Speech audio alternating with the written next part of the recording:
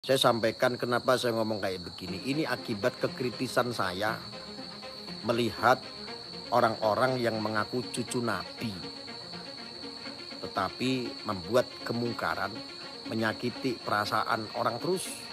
Bawa-bawa Wali Songo, keluarga Wali Songo, keturunannya terputus dan lain sebagainya. Nah itu kalau masa lalu masih banyak lagi. Pengen makar, pengen gulungin pemerintahan, pengen... banyak sekali. Dan itu jujur, itu adalah perbuatan-perbuatan setan, bukan syariat Islam. Dan yang saya sayangkan adalah yang menyuarakan itu adalah orang-orang daripada zuriat Nabi ngakunya.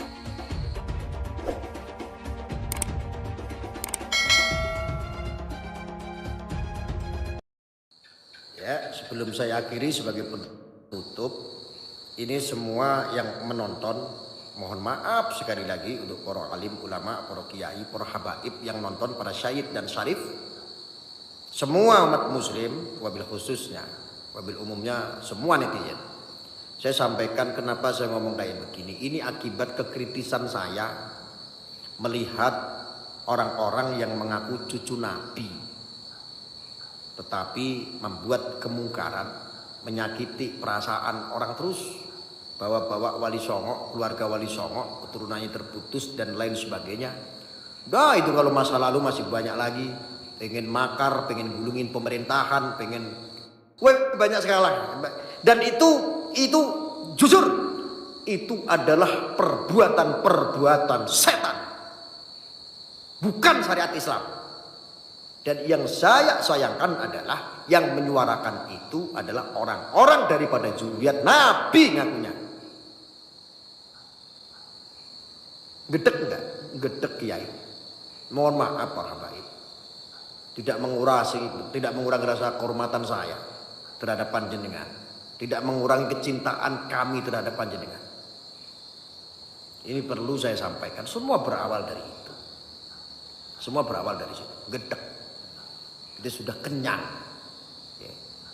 Nanti besok kita ditakut-takutin lagi ketika kita mengkritik. Kau nggak dapat syafaat dari Nabi karena engkau telah dolim terhadap zuriatnya, cucunya. Mohon maaf, hati saya mengatakan, emang iya cucunya? Dilahirkan dari siapa? Kakeknya siapa? Buyutnya siapa? Terus keempatnya siapa? Keturunan kelima siapa? Keenam siapa? Ketujuh siapa? Sampai seterusnya. Kan saya nggak tahu. Betul apa enggak? Lah kalau seandainya saya ini menjadi orang yang jahil, setiap ada orang yang ngomong saya adalah cucu Nabi, terus saya harus percaya, percuma saya beragama kalau nggak menggunakan ilmu pikiran. Itu namanya beragama nggak menggunakan pikiran, kiai. Sebaik-baiknya manusia adalah beragama menggunakan pikiran. Saking berhusnuzonnya ulama-ulama dan kiai kami terhadap orang-orang yang mengaku cucu Nabi sebetulnya. Terus besok ada orang yang ngaku Nabi, saya harus percaya. Ada orang, saya diutus sama Tuhan, saya adalah Nabi, harus percaya. Yang kemarin nembak di kantor MUI pusat, saya harus percaya. Pak Kiai mohon maaf, saya beragama harus menggunakan pikiran. Kami tidak pernah mempermasalahkan mereka mengaku cucu Nabi, nggak pernah. Ini adalah asal usulnya. Ketika akhlakul karimahnya terjamin baik bagus,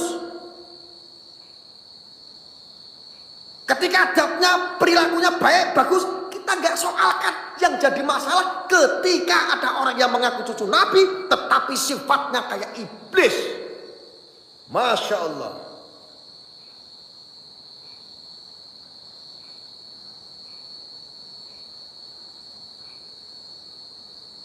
Nggak nurut kiai lu? Iya. Saya kali ini memang nggak nurut sama Kiai Gus Yahya, belum.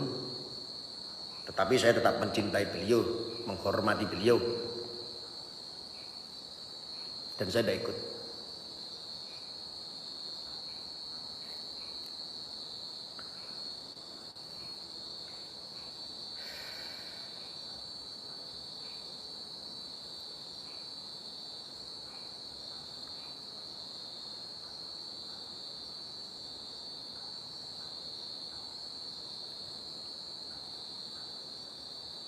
Sok gaya, Gus. Iya, saya memang dari dulu gayanya begini. Wis ngomong apa adanya bloko suto. Saya itu kan ya, apa adanya gitu. Aku elek ya aku elek. Kayak apik ya kayak apik. Kayak batil ya kayak batil. Memang ngomong sebuah kebenaran itu susah. Disampaikan ke publik rasanya sakit, tahu nggak? Menyampaikan kebenaran itu rasanya sakit. Karena kita itu mau nggak mau harus melawan arus sebagian besar yang sudah diyakini sebuah kebenaran. Walaupun itu yang disampaikan secara ilmiah. Sakit bro. Kamu jadi saya sehari aja, sakit bro. Wah, yang teror banyak. Oh, yang teror banyak. Banyak sekali teror.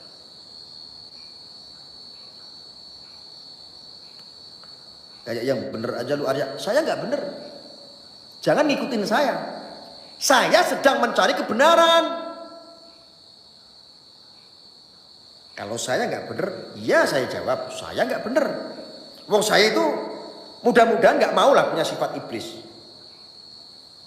Bahkan saya suruh minta maaf, saya minta maaf. Kalau ngomongan saya itu tegas begini, saya minta maaf. Oh, saya bukan iblis kok. Walaupun saya kadang-kadang punya sifat iblis, tetapi saya berusaha untuk menjauhkan daripada sifat-sifat itu. Ya, jadi semua berawal dari situ, para yai, para habaib. Tapi tenang saja, saya menjamin. Saya siap menjamin. Tidak mengurangi rasa kehormatan dan kecintaan kita terhadap habaib. Tidak. Maka saya hanya minta satu hal. Saya minta satu hal, persyaratan saya yang kemarin, yaitu Bahar harus diuji. Apakah betul beliau cucu Nabi? Karena kalau cucu Nabi, saya sudah bernazar, saya mau ikut sama beliau. Mudah-mudahan benar. Kalau bukan cucu Nabi, stop, jangan ngaku-ngaku cucu Nabi. Terhadap sabda Rasulullah saja, hadis-hadis dan sebagainya, kami mengikuti. Masa nasab kami nggak mengikuti. Ya. Terus itu yang pertama, yang kedua, kami meminta, karena ini sudah ramai, sudah viral, mohon penemuan ilmiah dari Kiai Haji Imaduddin tentang nasab ini harus terkonfirmasi kebenarannya. Kalau seandainya kebenaran itu jauh dan tidak ilmiah dan tidak ada bukti kebenaran-kebenaran tersebut, ya buat apa ada Robitoh? Buat apa?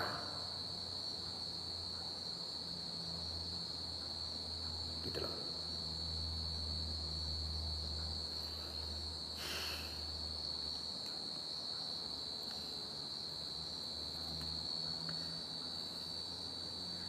Ya, kalau memang itu tidak betul ya dikonfirmasi lah. Kalau Robitoh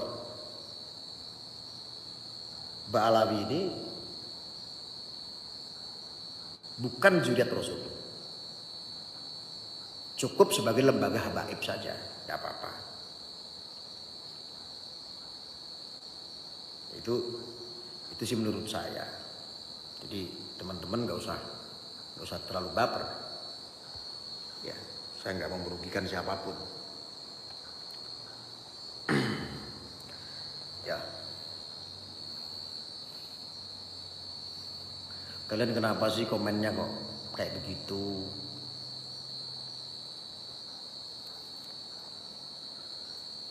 Ya. Benteng Nusantara, ternyata kita sepemikiran Gus, kita sama-sama kecewa dengan statement Gus Ketum. Ya, itu hati saya yang bicara. Dari kemarin saya galuh itu karena itu. Makanya saya mau live ya males, mau bikin omongan is males gitu. Galau aja. Ya. Kenapa? Kita sudah ditanamkan kebencian terhadap mereka itu, orang-orang itu. Kalian tahu nggak, umat muslim di Indonesia ini sudah terlalu banyak yang kedoktrin dan terprovokasi. Modalnya apa? Ngaku cucu Nabi.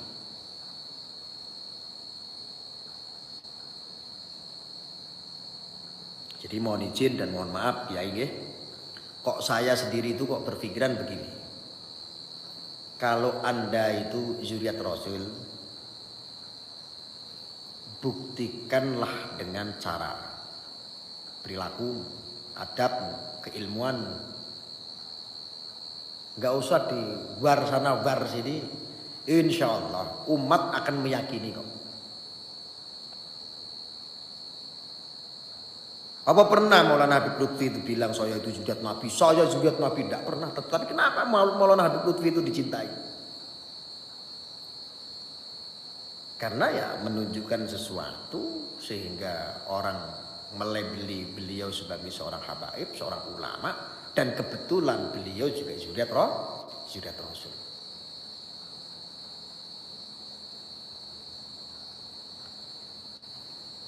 Saya yakin yang menonton di sini banyak para habaib, para kiai, para alim. Saya mohon izin, mohon maaf, mohon ampun, dan para sayyid, para syarif, mohon ampun.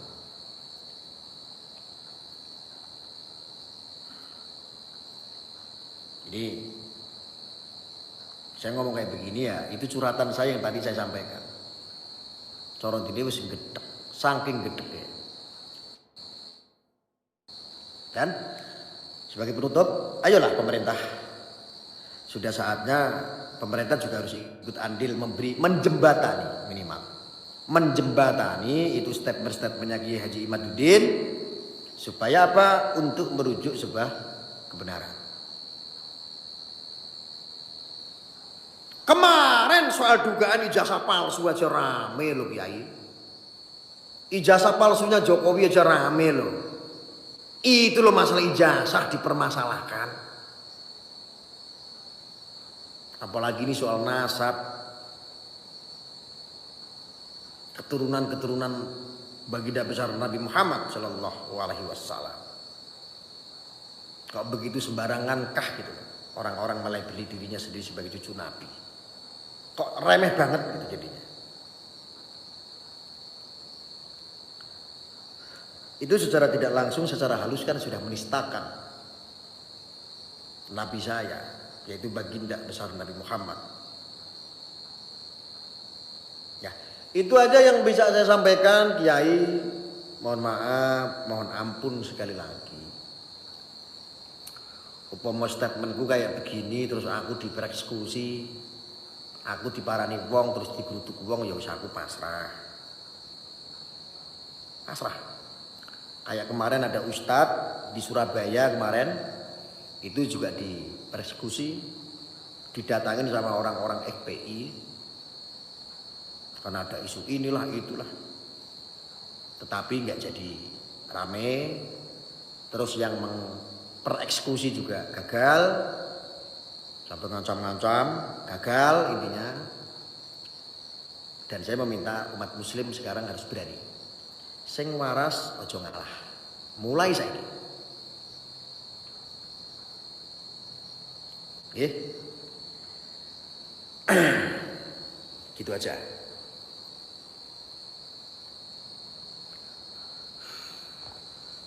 Ya Allah, ini komen-komennya raw. Komen-komennya bagus. Oh.